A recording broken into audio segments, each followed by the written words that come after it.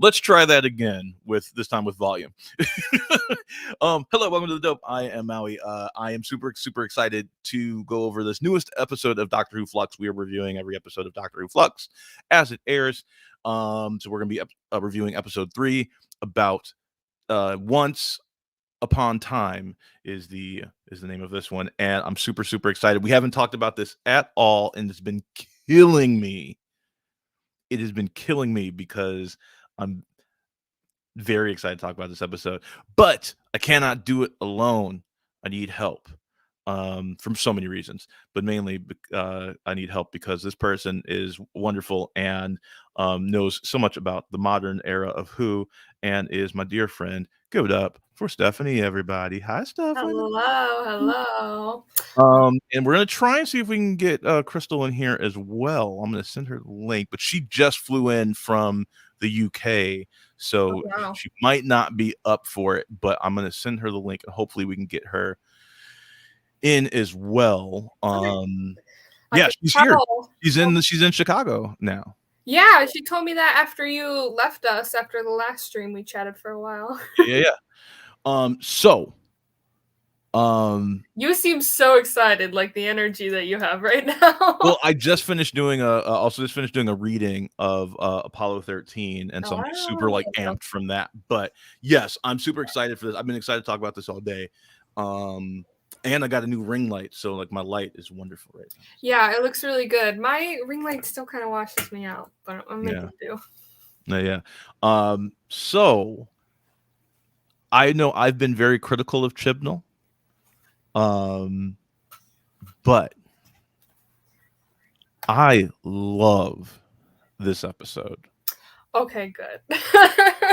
I loved this episode. I was trying to remember if I'd said anything to you or not. I don't think I did. No, you didn't even chat to me before we went live. I am so I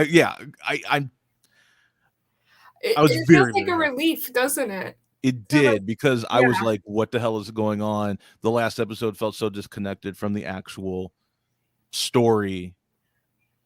And I was very concerned, and I felt like not all, but most of my fears have been alleviated. Me too. It was like kind of like one of those like, oh, and then it was like, oh, like over and over again. It was those kind of light bulb moments, and it was good. It was good. Yes. And I think some of my predictions came true in that as well, with some of the reveals, with especially with the fugitive doctor, as they call her, showing up again. I really wanted Joe Martin to show up in this. I know. I was thinking of you when she popped up. I was like, oh yeah, Maui got his wish. Yep. So I was very happy about that. So those are my just like quick like thoughts. What about you? What are your thoughts on? Well, I said how much I loved the kind of realization after realization that we were getting, and of how like all the confusing things that we've been getting for the last couple episodes, they didn't get resolved, but a lot of them got answered. And I loved that. And it felt like Doctor Who. Like, I felt like the first episode didn't really have any moments that felt like Doctor Who. And in the second episode, I felt it once or twice, kind of that like happy spark I get in my chest from watching my favorite show, Yes. But then this episode, I was like, this is an episode of Doctor Who. I love it. It was so good. We get a new character in this. I'm trying to find her name. Oh yeah. Right now, Belle. Bel. Belle. So we're following her. She is looking for someone, and she has like this like Tamagotchi like pocket pet thing that she talks to all the time. I was loving it. There was something beautiful about that. Like, you see people in futuristic, like post-apocalyptic worlds, and you're like, okay. But then there was something that like made something about that device that was so like fundamentally human. Like, what other race is going to carry around like a pocket like that with them? I love that so much. So the operating system of that reminded me of an 11th Doctor episode where there's these machines that are trying to make you happy. Do you remember that? I was trying to remember the name of the episode. Yeah, that's a 12th Doctor episode. Is it 12? I thought it was 11. Was it 12? It's 12 and Pearl, You know, yeah. you know what I'm talking about with And, like the happy Bill. faces and then Yeah, like and if you got sad, they would like kill you. yeah. Was that a Yeah, 12? that was Was Bill. that Yeah, with Bill? I know Oh, because okay. I've Yeah, watched yeah, that yeah. season a lot. Yeah, yeah, yeah. So that was so I was wondering if there was some connective tissue there. Yeah, maybe. Is it just humans' love of emojis? Hmm. But yeah, so like that, I thought her storyline was really, really interesting. So we have that going on.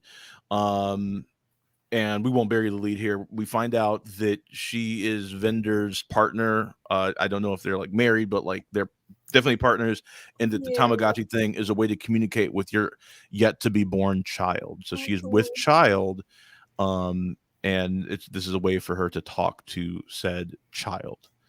So we have that storyline. I freaking love that storyline. Mm-hmm. I the reveal at the end was really well done. I liked how that went. It was so cute. Did you figure out who she was looking for? Not till the end, no. I did. Maui, how many times do I have to tell you I don't guess shit when I watch shows? You're always gonna guess it before me. So we have that. Let's see what other so we have we get this wonderful scene where Vender sees a TARDIS and sticks his head inside and goes, "What? Is this a TARDIS?" Yeah. So he knows what TARDISes are, which I thought was interesting. Mm-hmm. And with each of the main four, with Vender, Yaz, what's the How come Dan? Dan, You can thank never you. remember his I name. can never remember his name, and I like him, but I just can't remember his name for some reason. Well, yeah, so Vender, Yaz, Dan, and the Doctor, they're all stuck in their memories, or not even just memories. It could be past, present, or future. No timeline. They're Yeah. stuck within their own time stream.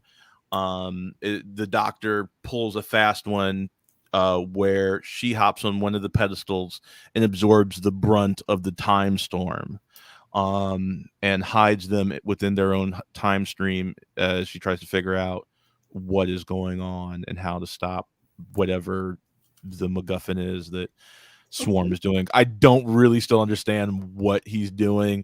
Apparently, there was some war between time and space or something. It's all very confusing. That was my reminder to take medicine because I had my wisdom teeth taken out this weekend, and my face is still all swollen. So if I look weird, that's why. No, you look wonderful. Yeah, so we have that. So in Vender's time stream, we see him in the past with his commanding officer. He is assigned to the Great Serpent, and the Great Serpent is corrupt AF, and he whistle blows. So I thought that was interesting in terms of like parallels to like modern day politics and whatnot, being a whistleblower, and getting sent to, I would assume, to the Rose Outpost as a result, Mm-hmm. and ripped away from Belle, who is pregnant, and I don't think he knows this. Now, their homeworld has been ravaged by the Flux, we find out. It's crazy. But she survived somehow. Kudos for her. So that's the Vender Bell storyline. Dan hops through a few different memories.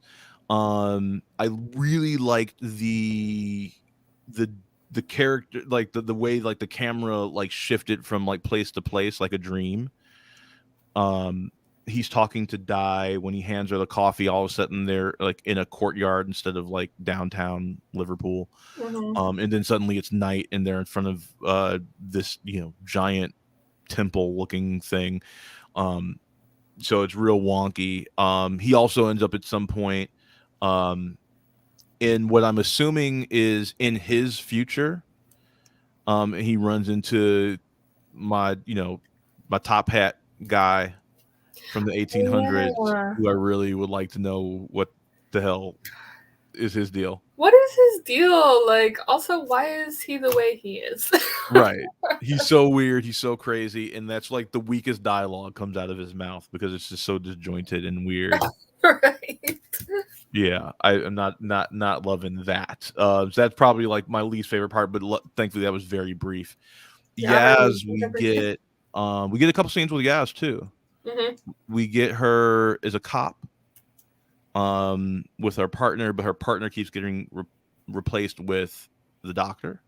And then you see this happening throughout each of their memories where the doctor is popping in and explaining to them, I'm hiding you in here. I'm trying to make sure you're safe. I'll try and get you out as soon as I can. So we keep getting that. Sorry, I need to close something on my computer because it's making me a little herky jerky. So that was very interesting. Yeah. So out of these 3 storylines, like, did you like all of them? Were there some that you like better than others? Okay, Vendors was obviously the best one, right? Like, which one? It was. I think it was interesting, and it was like chronological, so we kind of got to see a bit of his past, and the fact that he kept saying like, "Please don't make me relive this." Like, that was so emotional. Like, imagine having to go back and like relive the worst moments of your life. Who the fuck wants to do that? That's awful. But it was, there to keep him safe ultimately. But yeah, just crazy. Made me very emotional. Yes. Sorry, I'm closing some applications because you're like moving like a robot right now. Yeah, my computer's struggling right now. I don't know what's going on. I think I closed everything, but it's just like I think it's tired. Mood. Yeah, it's in the mood. Yeah, I really liked all of their storylines. So those were those 3 storylines. I really liked, I think, Vendors and Dan's the most. It felt like Yaz had the least to do, and I think that was just by function of like there's not much to reveal about her past because we've been with her for a couple seasons. So I kind of understand that, but I still would like her to be a central part. And like one of my issues I think so far with the season is that like I was really excited to see the Doctor and Yaz's dynamic together, and they've barely shared any time together. They've been apart a lot. You're right. Yeah, and when they are together, it seems like their relationship is fracturing. If you notice that, like I feel like they snipe at each other a bit. Yeah, it hurts my feelings. Yeah. But then I get so caught up in everything else that I forget it even happened. Yeah. So those were those 3 storylines. Then we get the Doctor's storyline, and the Doctor's in this cool like reverse color scheme Doctor outfit that we're used to, which I thought was cool. Like the black jacket, like it's like mostly black with the rainbow highlights minimized to just like the bar across the chest, which I thought was super cool. And she's with Yaz, Dan, and Vendor, but like they're like warriors now. Yeah, and it was super confusing at first. It was very confusing, and I was assuming that they were in the future. Me too. At first. Until I saw that people were changing like appearances, right? And I realized like that's not actually who they are. And see, it didn't hit me until she saw her reflection. Yeah. So once I realized that, I realized like, well, if that's not who they actually are, if they're just doing these stand-in things, then this must be her past, her like super far past. And that's what we find out. This is actually a memory from before her mind was wiped. So this is like fugitive Doctor era. And we see that like the fugitive Doctor actually like recognizes like this is happening, and they have a conversation with each other, which was super weird. Yeah. I don't understand quite how that was possible. I feel like that was just happening in our current doctor's head, even. Yeah, maybe like it wasn't actually. It was just like she was Yeah. conversing with a memory, She like was in her mind. super out of sorts. I mean, she was going back and forth between knowing what was going on and not knowing what was going on, and recognizing her companions and treating them as if they were the people in the past. It was all. I just poor 13th. She just really goes through this. She goes through it all. Yeah. She's having a rough time. Um. Uh. And then we also find out at least the identity of one of the three companions in that. Uh. Instead of Dan, it's actually Carvanista. Carvanista traveled with the fugitive doctor. Mm-hmm. That was very interesting. I forgot about that. Yeah, that was wild. Yeah, that was wow. What do you think is going on there? I don't think. Like What do you think is going it's on there? wild. But did you like the reveal? Because like I know you were concerned about whether or not they would, deal with timeless child stuff, and it felt like they pretty directly were. Yeah, I mean, I was so confused up until she saw her reflection, and it was one of those whoa moments for me. And I like turned to my partner and was like, "Abby, Abby, did you see that?" It pumped me up. It got me excited because it is exactly what I wanted, and exactly what we've been talking about wanting. So, Mm-hmm. I mean, I don't know exactly what's going on, but I'm going with it. That's Doctor Who. Yeah. So we see the doctor have a couple conversations with the Mori as well. Mm-hmm. And she remembers that they helped her before when she faced. We get a flashback to see that like this was at the temple, and this and that the Mori helped the doctor take down Swarm and Azure, thousands and thousands of years ago. And we see Swarm in that pre-regeneration form where he's played by a different actor. Oh yeah, I thought it was another It guy. was much more obvious this time that it was the actor from the first episode when he was old and decrepit.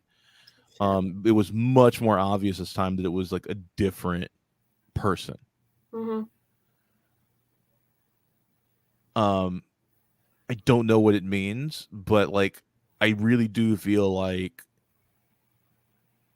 if he's not from her original universe, then perhaps the Time Lords gave the power of regeneration to other people, or maybe he's a failed experiment, so he has to absorb someone else's like life force to regenerate, because he doesn't do it quite right, like because that Mm-hmm. doctor was experimenting on That would be some shit the her. Time Lords do, though. Right.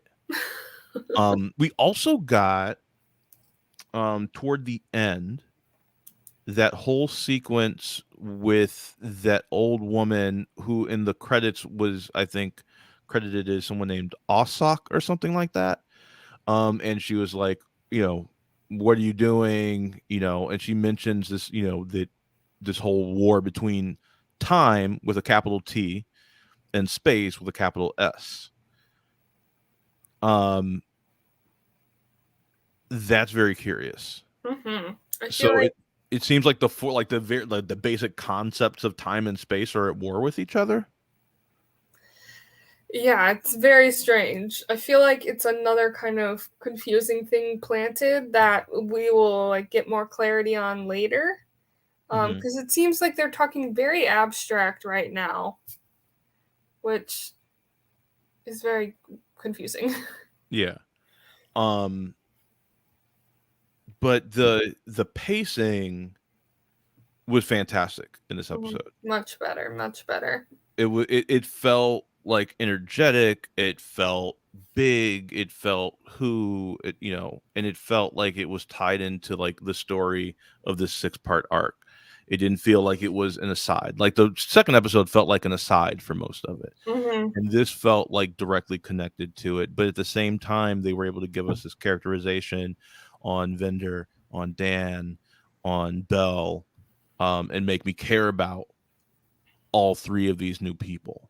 I was Exactly. already like, I was already in on Dan and Vendor, but like now, like I know more about them as people and I care Mhm. about them even more. So I Mhm. thought that it was very effective in Yeah, that. I agree. So those are the things I loved. Are there any things that you like, so we've kind of gone through the major beats of this. Like what did you love about this episode? What did you hate about this episode? Um, I loved there's something else I want to talk about before we move into that. I loved all of the, like I said, it was just so many like moments that made my brain go zip zap zap zap zap. What did you think of the weeping angels in this episode, Maui? Oh yeah. Man, there's so much happens in these episodes. Right? I thought Um they were terrifying. they were terrifying. And that's something that we were talking about recently has been lacking with the angels. But what I loved about this episode was they came back, they were scary again, and they didn't ignore the kind of weird lore that Moffat added in their last couple episodes, like the fact that an image of an angel becomes an angel, and that was scary again. Mm-hmm.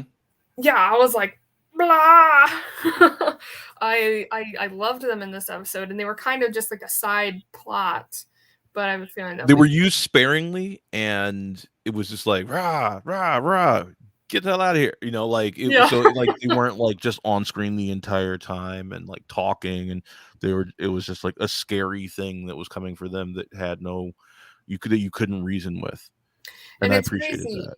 Yeah, because we all know the Weeping Angels so well that it's, I was like, well, why doesn't Yaz know what the Weeping Angels are? And it's like, the doctor's not going to just tell her, like, about the Weeping Angels. Like, they don't fight it.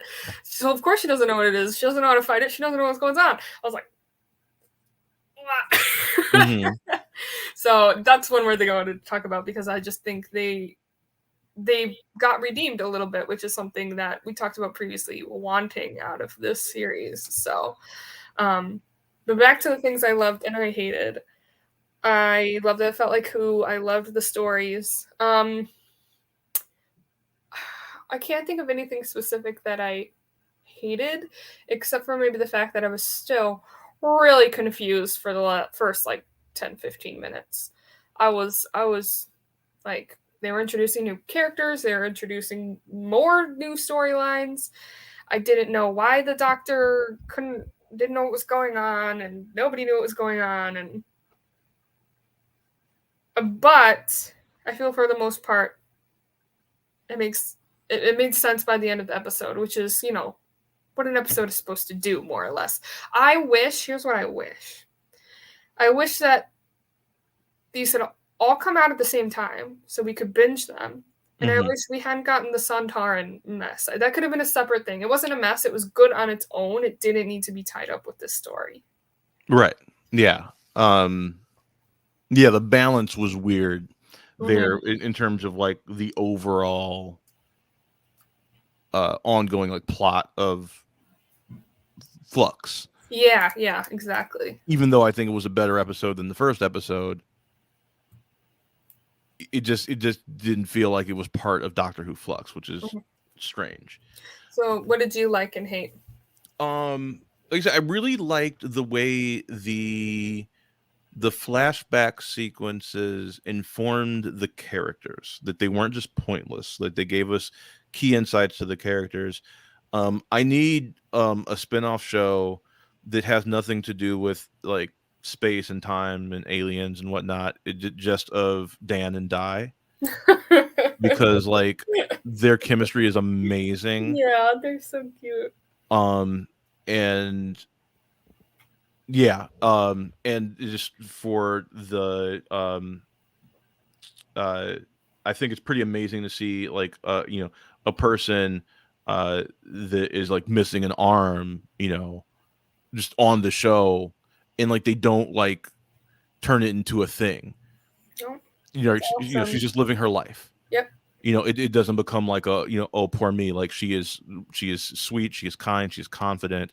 They never once like use that is like a oh cue sad strings. I Mhm. really appreciate that, and Yeah, like low bar, but we can still appreciate right, it. it's because it's so rare, Mhm. right, that you see any kind of pelagic on television.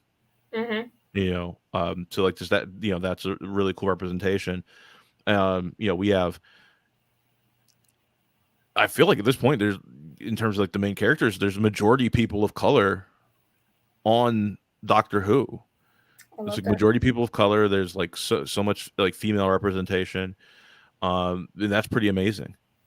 Yeah, it feels so much more balanced. Like sometimes when I watch a show or movie, that's all I can pay attention to. Like, well, where's all the women? Where's all the not white people? But like, well, you couldn't get past that because they actually cast diversely, and you Hmm. just enjoy a show without having to like psychoanalyze it. Like I feel like I do sometimes. Yeah, I mean, I know I do like always. Like that's like kind Mhm. of my default mode is like, oh, I need to take apart the thing so that I know how it works and then put it back together and figure out how to do it better. Like this is like how my brain works, right? Like Yeah. I'm always like, oh, like this was good, but like if they did this, then like this character would be more seen, and like I'm always kind of thinking of that. But yeah, this episode did such a good job of that I really didn't find myself doing that. I really didn't have very many complaints. I think my biggest complaint is what I mentioned earlier, that like Yaz and the Doctor seemed to be so disconnected, and I was looking forward to seeing the two of them together, Mhm. saving the day. Um, we didn't really get any of that. We saw them on the heels of having had that relationship, but it Yeah, all happened off screen. I was thinking how much I missed kind of like the series 5. We start the episode off in the TARDIS living a normal day, and we end the episode in the TARDIS living a normal day. Like those Hmm. little moments with like the Doctor and Amy and Rory were so like, I don't know, tender is the word that I'm coming up with. But I miss those, and I wish we could get some of those with the Doctor. And yes, you're definitely right. Yeah. Okay, let's go to the Guardian and see what they have for us here. I was gonna say one more thing. Um, Oh, I have a question for you, Maui. yes. Do you think Belle was too Doctor like? Hmm. She was, kind of a strong, independent person, like knows what's going, seems to know what's going on, seems to be on a mission and gonna complete it. There's one point where she was like, there was just one point where I had this thought, like, oh, is Maui gonna? Where she was talking to the Cybermen after she took out the like platoon of Yes, Cybermen. yes, yes. You're right. Yeah. Um, I didn't feel like she was too Doctor-like just because we were seeing her completely divorced of the Doctor. It Mm-hmm, wasn't like she hung out with the Doctor and then just like leveled up. Like we were introduced to her as a capable warrior, mm-hmm. who was I confident agree. in doing her thing. And she doesn't like, while she's a capable warrior, she's not necessarily like the smartest person in the room who can like figure out how to like, take down, an army of Daleks fighting an army of Cybermen, Mm-hmm. so yeah, it didn't rub me the wrong way. Good. I agree. I agree. I think she was just kind of like a great character on her own and had her own personality traits and kind of attitude that's completely separate of the Doctor, and we love to see it. Yes, I am completely frozen, it looks like. You're, yeah. Am I still stuck with like my eyes closed? No, you're kind of like going in and out of being frozen and glitching, and I don't know what is up with that. I think oh, now you're talking really, really fast. Whoa. am I back? Now you look drunk. That's so Um, weird. I don't know what's going on with my computer right now. oh, that was a weird slow blink you just did, but Okay, I'm going to keep talking. um, So go back. I'm going to give you a question right now. okay, he's gonna give me the Um, solo. yeah. Who's your MVP of the episode? You think about that while I leave the studio and pop back in. Okay. I was waiting for the screen to get big because then it's just my face. I thought, that's a good question. Because, obviously normally we say it's the doctor, because the doctor is always kind of capable and the main character and the center of attention. But she seems so disgruntled and confused and discombobulated with everything that's going on. And honestly, I love seeing the doctor like that. I love seeing her vulnerable and like not the person in the room who knows the most. I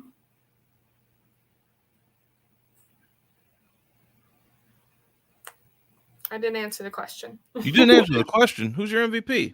I don't know. I like everybody. But like in that episode, who do you think stood out the most? Not like who's your MVP of like the in the entirety Doctor, but just in that specific episode, like who do you think like really knocked it out of the park? Who you're gonna give that to? Vendor. Okay. Like I said, I loved his storyline most. I loved his vulnerability and his. I mean, we don't even know if he's human, do we? But it's almost like his humanity, if he's human. And watching him go through his trauma again was like, I don't know. It was just a subtle kind of storyline that I'm sure resonates with a lot of people. And the bravery to stand up against the powers that be at risk of his job and a huge punishment. So I'm going to give MVP in this one. I think I'm going to give it to the doctor. That's what my mom said in the comments. Yeah.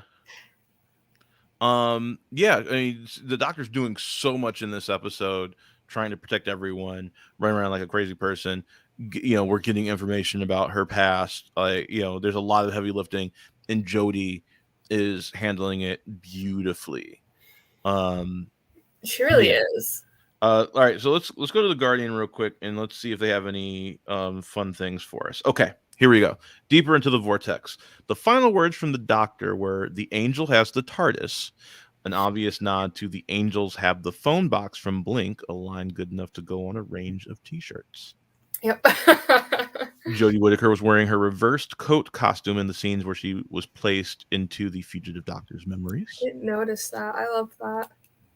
CGI Daleks floating through a forest rather avoids the historical problem of getting props to work on rough terrain. We first saw a Dalek levitate up some stairs unassisted for sure in 1988's Remembrance of the Daleks, although a gravitational disc had been used by the deadly Pepper Potts to fly in 1973's Planet of the Daleks, and you could argue we saw one levitate out of the sand of the desert planet Iridius as early as 1965 in The Chase. Interesting. Yes. That's all they have. So they don't have too many Easter egg catches on this one. Yeah. So I'm wondering, it seems like Carvanista worked for the division. It seemed with the doctor. It seems like the doctor was trying to get out of the division, and this was supposed to be her last assignment in that flashback sequence. So that was very interesting. I'm wondering what that could possibly mean. What are the implications there? It seems like she held the Flux at bay. Also, those passengers are interesting. So we now find out that the passengers are like vessels that hold things for people, and Swarm was using them, but she had one too. And that's how she like got the upper hand on Swarm and Azure. I'm trying to remember who was hiding in that passenger who hopped out at them. Was it the Maury? Like she had a Maury in there, right? But now we find out that Dai is in Swarm's passenger in the present, and what is relatively speaking the present. So that's scary, and I'm wondering, are there more people in there? Has he like captured hostages for like everyone? Oh no.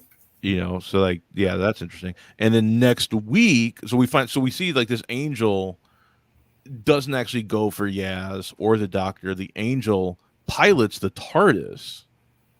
So at the end, right, the angels have the TARDIS, and they're and it's taking them to like the 1960s, I think, is where the next episode is set. Mhm.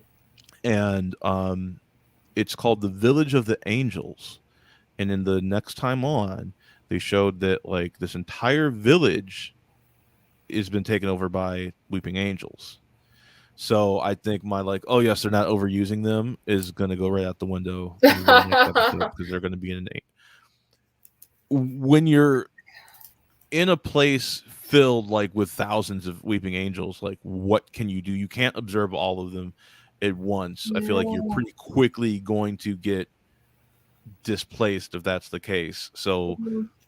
I just like, it feels like you're writing yourself into a corner that you have to like, figure out how to get out of. And like I still want it to feel organic. So while I love this episode, I'm kind of worried for the next episode.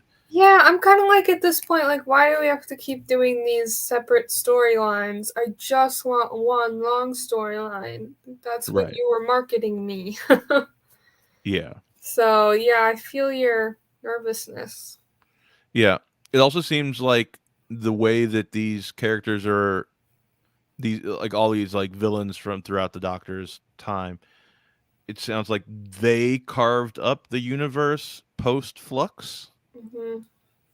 So they mentioned that the Cybermen have a sector. We learned this from Bell. The Daleks have a sector. Um, the Santarans have a sector. I'm trying to remember if there's any other that they mentioned. I think that was it. Um, but yeah, all in all, I thought it was a really strong episode, and I'm really looking forward to seeing where it goes next. Let's Yes. so we Nervous, but excited. so we ranked it 2 and 1. So where do you rank 3 um out of the 3 that we've seen so far? So we both agreed, all 3 of us actually last week agreed that second episode was the best, first episode was the second best or the worst if you want to call it that. Where would you rank 3 in these episodes? Right at the top. It's the best one so far, So definitely. 3, 2, 1. 3, 2, 1. I would also say 3, 2, 1. I had the best time watching this episode. And can't we just hope that it continues to get better? Yeah, I really do hope so. I really Me do hope too. that it continues this momentum. Mm-hmm. Yeah, I'm like looking forward to Sunday in a Into way that it. I haven't in a long time. I'm like on board with the long form mystery. Mm-hmm. I'm into it. Like I. Yes. So we'll be back next Monday to talk about the next episode. Um we also just decided, because we're both going to Chicago TARDIS, that we're going to do an episode from Chicago TARDIS. So I'm really Yes. excited about that too. And maybe Yeah. we'll talk to some fans and maybe just like do like a live talk from Chicago TARDIS about Doctor Who. Like if we can find a few people while we're there, that would be a lot of fun to just do like a live convo. Yes, I'm so excited. Yeah. So you'll have to like that's like your territory. I'm I don't know where anything is, so you'll have to come up with like where we're doing it and the best way to make it happen. But Yes. yeah. Yes. We'll talk about it. Yes. Yeah, that's about it for us. Anything else from the episode that you wanted to mention before we sign off? I don't think so. I kind of hope we get to see more of the Doctor in the coming episodes because this has been sort of an ensemble cast so far. Mm-hmm. And every episode we get new new ensemble people. I don't hate it, but I want to see Jodie shine. These are some of her last episodes. Yeah, maybe no more introducing new people because I feel like we're probably going to start getting the 1800s dude again. Like eventually he's going to start taking up screen time. We can't introduce any more new people. And we still don't know who the other 2 people with the Doctor was either. You're right. So, You're right. I'm wondering if the old lady is the head of division. Oh yeah. And is still around, or maybe like lives outside of time, Mm-hmm. because it seemed like she was on the side of space. I'm not sure. I'm not sure. And it gets really wonky when you're talking about like a war between two different concepts. Mm-hmm. And so, like, I'm trying to understand what that actually means because we've also heard time being referred to as a physical planet as well. If that's the case, then that would mean time is actually space. So, like, that doesn't make any sense either, right? Because if it's a physical planet, it occupies physical space, which means it Yeah. would be under the domain of space. So, I'm still trying to suss out what exactly all of that means. Mm-hmm. It also means we have two characters that haven't been revealed yet. Is so like so we know that like Dan was actually Carvanista. So who is Yaz in that past and who is Vendor? Like who are they representing in that? Mm-hmm. Are they people that we already know? Mm-hmm. Are there people that knew about the Doctor before then that like we have never realized? Because that could be interesting as well, Oh yeah. right? Because I'd rather it not be at this point like two more new characters. Mm-hmm. I was happy that it turned out that it was Carvanista because that means that he's more significant to this than we even realized. Yeah, good point. So who could the other two be? Maybe that lady that got in the first episode that was like, oh no, it's you don't know me yet, or you don't remember me or something like that. Maybe she was in Division. Maybe she's a Time Lord in hiding Oh yeah. or something, but like I don't want it to be just some rando like new person that needs all of this plot real estate to explain who the hell they are. Mm-hmm. So, Agreed. so there you go. All right, so there's our review. As you can see, we both love this episode. Really looking forward to seeing where it goes next. And everybody have a good day. We'll see you next week. Bye. Bye.